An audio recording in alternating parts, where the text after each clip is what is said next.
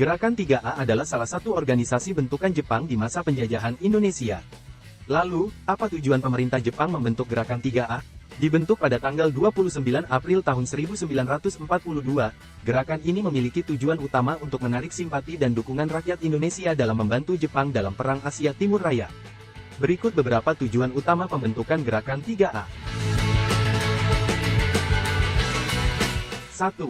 Memperkuat propaganda Jepang. Jepang ingin menyebarkan propaganda mereka tentang kemakmuran bersama Asia Timur Raya dan persaudaraan Asia Afrika. Gerakan 3A menjadi alat untuk menyebarkan propaganda ini kepada rakyat Indonesia. 2. Menarik simpati rakyat dan tokoh politik. Jepang ingin mendapatkan simpati dan dukungan rakyat Indonesia agar mau membantu mereka dalam peperangan. Gerakan 3A diharapkan dapat menarik hati rakyat dengan menjanjikan kemerdekaan di masa depan. 3. Mendukung Perang Asia Timur Raya. Jepang membutuhkan sumber daya manusia dan materi untuk mendukung perang mereka. Gerakan 3A diharapkan dapat memobilisasi rakyat Indonesia untuk membantu Jepang dalam hal tenaga, bahan makanan, dan sumber daya lainnya. 4. Melatih kepemimpinan bangsa Indonesia. Jepang ingin melatih para pemuda Indonesia untuk menjadi pemimpin di masa depan. Gerakan 3A memberikan kesempatan kepada pemuda Indonesia untuk mendapatkan pelatihan kepemimpinan dan politik. 5. Membentuk kebangsaan baru. Jepang ingin membentuk kebangsaan baru di Indonesia yang berpusat pada Jepang. Gerakan 3A diharapkan dapat membantu proses asimilasi budaya dan politik Indonesia dengan Jepang. Meskipun memiliki beberapa tujuan positif, Gerakan 3A pada akhirnya tidak mampu mencapai tujuannya. Rakyat Indonesia mulai menyadari bahwa Jepang tidak berniat memberikan kemerdekaan yang dijanjikan. Gerakan 3A pun dibubarkan pada tahun 1945 setelah Jepang menyerah kepada sekutu.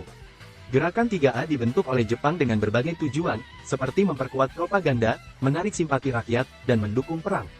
Meskipun memiliki beberapa tujuan positif, gerakan ini tidak mampu mencapai tujuannya dan akhirnya dibubarkan setelah Jepang menyerah.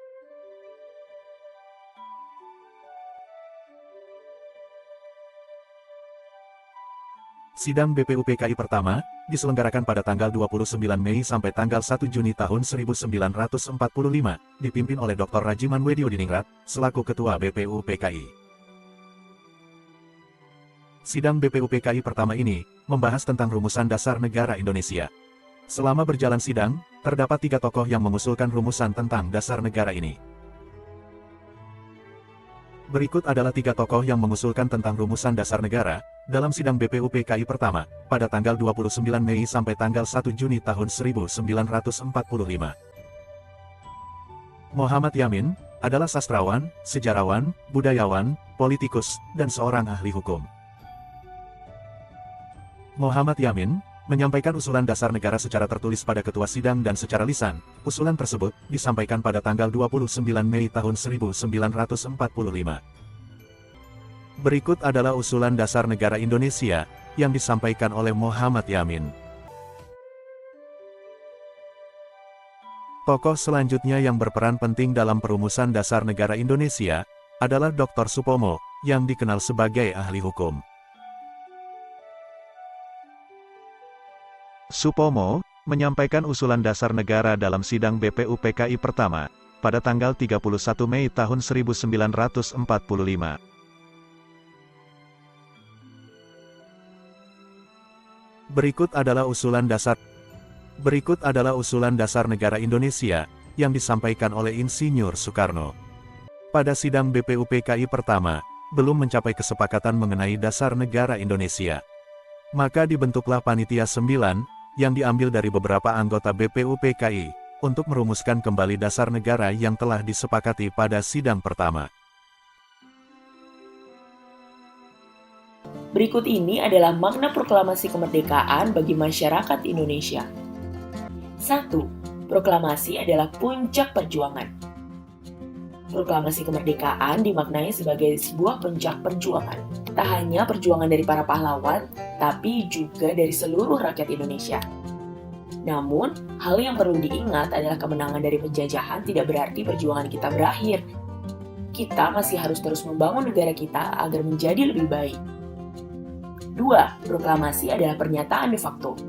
Kemerdekaan disampaikan di seluruh wilayah Indonesia. Ini juga menjadikan kemerdekaan sebuah pernyataan de facto. Ini juga menjadikan kemerdekaan sebagai sebuah pernyataan de facto. De facto adalah pernyataan yang sesuai dengan kenyataan meskipun belum ada hukum yang mengesahkannya. 3. Proklamasi menjadikan Indonesia bangsa yang bermartabat. Sebelumnya, status Indonesia adalah negara terjajah. Seperti yang kita tahu, negara terjajah tidak memiliki hak akan bangsanya sendiri. Karena itulah, proklamasi kemerdekaan juga memiliki makna menjadikan Indonesia sebagai bangsa yang bermartabat. Artinya, Indonesia memiliki hak dan kewajiban sendiri bagi negaranya. Ini juga membuat kedudukan Indonesia sejajar dengan negara lainnya. 4. Proklamasi adalah peristiwa penting dalam sejarah. Sejarah Indonesia mendapatkan titik terang setelah dilaksanakannya proklamasi kemerdekaan oleh Bapak Insinyur Soekarno dan Muhammad Hatta. Karena itulah, proklamasi menjadi peristiwa penting dalam perjalanan sejarah Indonesia. Melalui proklamasi diharapkan masyarakat Indonesia terus bertumbuh dan tak lupa untuk memperhatikan nilai-nilai Pancasila dalam setiap perilaku. Selain itu juga terus bersatu untuk menjadikan Indonesia sebagai negara yang kokoh. 5. Proklamasi melahirkan negara Indonesia. Sebelum merdeka, negara kita tidak disebut sebagai negara Indonesia. Negara lain mengenal kita sebagai Hindia Belanda, yang artinya adalah wilayah kekuasaan Belanda. Dengan adanya proklamasi, maka Indonesia sudah mendeklarasikan sebagai sebuah negara sendiri, merdeka dan terbebas dari penjajahan. 6. Proklamasi menjadikan Indonesia negara yang berdaulat. Negara yang berdaulat diartikan sebagai sebuah negara yang tidak terkait dengan negara manapun. Begitu juga dengan Indonesia yang menjadi negara berdaulat setelah menyatakan proklamasi pada 17 Agustus 1945.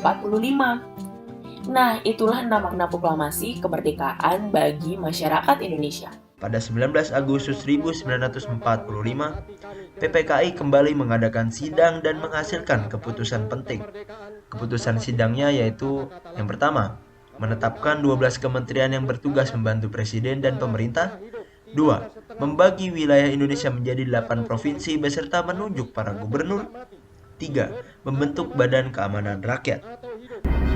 Menjelang sahur pukul 1.30 dini hari, lobi Wikana gagal.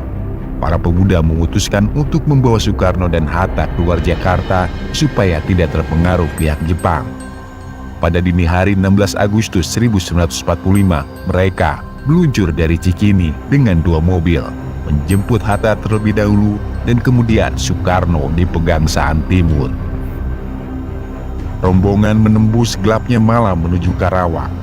Sesampai di sana, di Rengas Dengklok, Soekarno, Hatta, Soekarni, Fatmawati, dan Guntur yang masih bayi menginap di rumah Yau Kisyong.